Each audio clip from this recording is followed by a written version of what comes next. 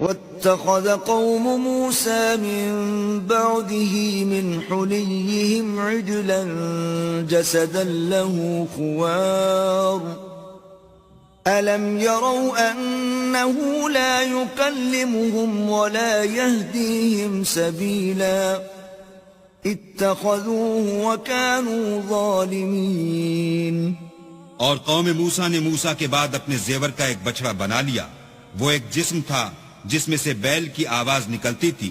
ان لوگوں نے یہ نہ دیکھا کہ وہ نہ ان سے بات کر سکتا ہے اور نہ ان کو رستہ دکھا سکتا ہے.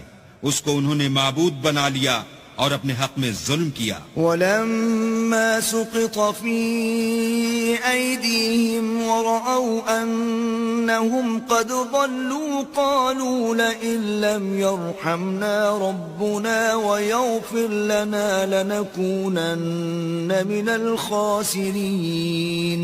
اور جب وہ نادم ہوئے اور دیکھا کہ گمراہ ہو گئے ہیں تو کہنے لگے کہ اگر ہمارا پروردگار ہم پر رحم نہیں کرے گا اور ہم کو معاف نہیں فرمائے گا تو ہم برباد ہو جائیں گے.